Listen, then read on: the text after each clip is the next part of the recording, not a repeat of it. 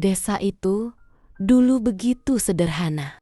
Sepi, tenang, seolah lupa waktu. Di sana, burung-burung masih berkicau di pagi hari tanpa terganggu oleh deru kendaraan.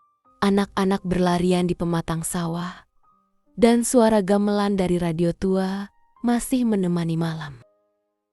Tapi semua itu mulai pudar, berganti, dan akhirnya sirna sejak tambang batu bara datang, merambah bukit dan mengiris kedamaian. Jalan tanah berubah menjadi jalur truk-truk besar yang mengganggu tidur malam. Sawah-sawah yang dulu hijau kini berlubang tak berbentuk. Air sumur mulai terasa pahit, dan udara dipenuhi debu halus yang menyesakkan dada. Rumah-rumah tua dijual murah, berganti barak-barak pekerja yang datang dan pergi tanpa pernah betah. Di tengah kerusakan itu, ada Yani, seorang perempuan muda, pemilik warung kecil di tepi jalan. Ia tinggal sendirian di rumah warisan orang tuanya, yang kini telah tiada, wafat dalam kecelakaan 8 tahun silam. Tak ada saudara, tak ada suami, hanya sepi yang menemaninya, dan secangkir teh hangat yang biasa ia suguhkan sendiri di pagi buta. Suatu pagi yang berkabut, saat embun masih menggantung di daun pisang, datanglah seorang pria ke warungnya. Ia berbeda, bersih, rapi, dan sopan. Tidak seperti kebanyakan pekerja tambang lain yang datang hanya untuk membeli rokok atau kopi saset. Wajahnya ramah, suaranya lembut. Namanya Reza. "Maaf Bu, base camp ke arah mana ya?" tanyanya.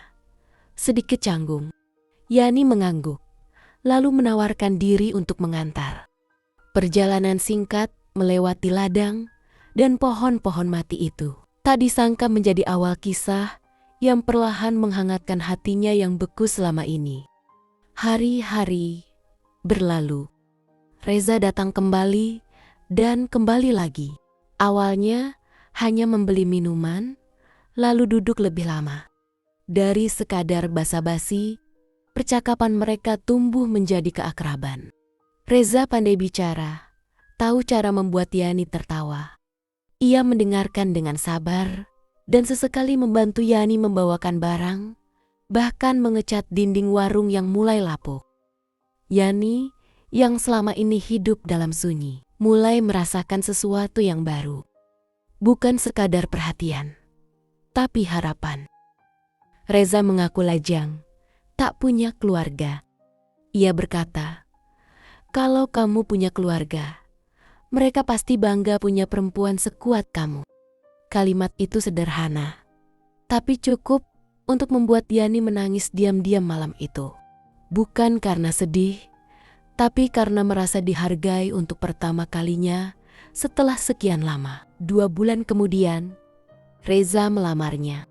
Tak ada pesta, tak ada gaun putih, hanya janji, senyum, dan harapan. Mereka menikah secara sederhana di musala kecil dengan 2 saksi yang bahkan Yani tak sempat kenali namanya. Tapi ia bahagia. Untuk pertama kalinya, ia merasa punya seseorang yang dia tunggu untuk pulang. Minggu-minggu awal pernikahan berjalan manis. Reza perhatian, rajin membantu, bahkan sesekali membacakan berita tambang dari ponselnya. Tapi segalanya mulai berubah ketika Yani menyebut soal anak. "Aku belum siap," ucap Reza. Matanya dingin. "Duniaku belum pasti. Dunia ini keras, Yan." Yani mengangguk. Tapi di balik senyum pasrahnya, ada keinginan yang tumbuh dalam diam.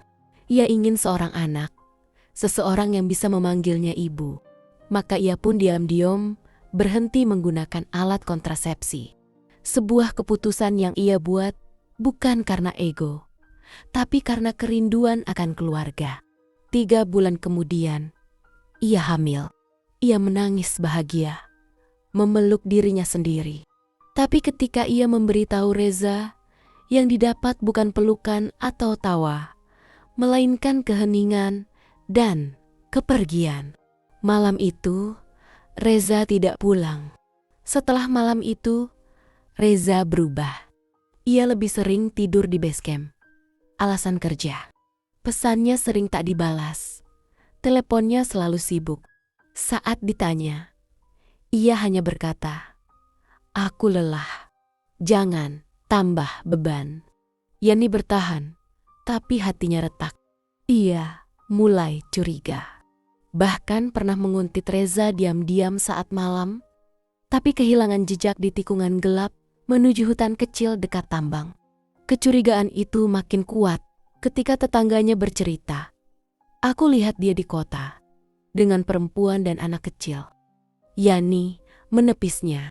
"Pasti salah orang," ucapnya lebih untuk meyakinkan dirinya sendiri. Namun, saat usia kandungannya memasuki 5 bulan, Reza pamit. "Kontrak habis. Aku harus pulang ke kota. Sebulan lagi aku kembali. Bawa surat resmi. Kita nikah lagi secara sah." Yani menunggu. 1 bulan, 2 bulan, 3 bulan. Tidak ada. Reza tidak ada kabar. Ponselnya tak aktif.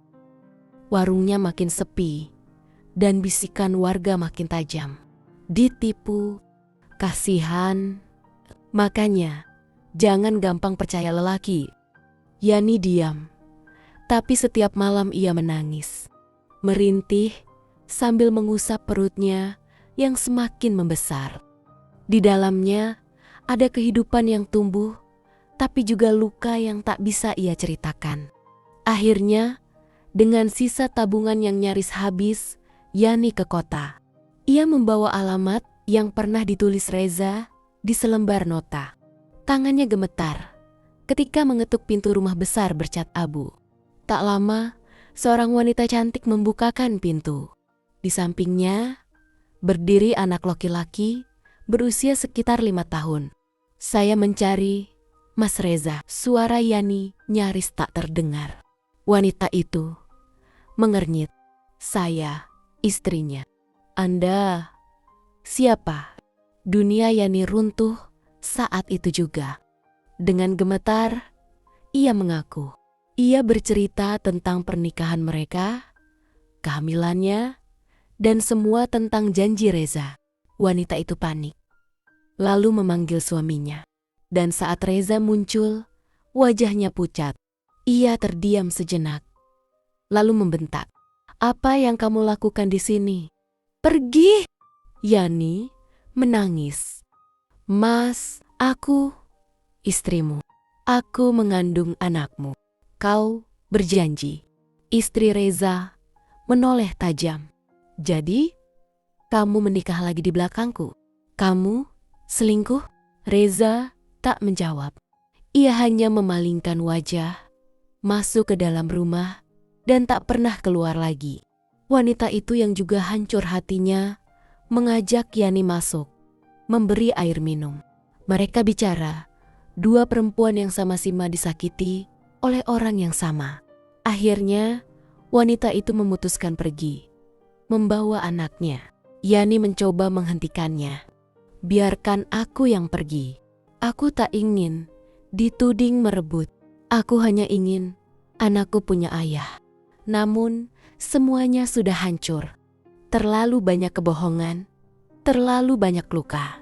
Akhirnya, Yani pulang ke desa. Hatinya robek, tapi matanya tegas. Ia membuka kembali warung kecilnya. Orang-orang masih memandangnya sinis, tapi ia tak peduli. Ia hanya memikirkan satu hal, anaknya dalam kandungannya. Ia bukan perebut suami orang. Ia hanya perempuan yang terlalu percaya, terlalu mencinta. Tapi kini, ia belajar. Lebih baik kehilangan orang yang bisa berbohong daripada kehilangan harga diri. Lalu, pada suatu pagi yang sunyi, tangis bayi perempuan terdengar dari rumah tua di tepi desa. Yani menatap buah hatinya yang mungil, memeluknya erat. Ia menamai bayi itu Sinar, karena dari dalam gelapnya hidup, anak itulah satu-satunya cahaya.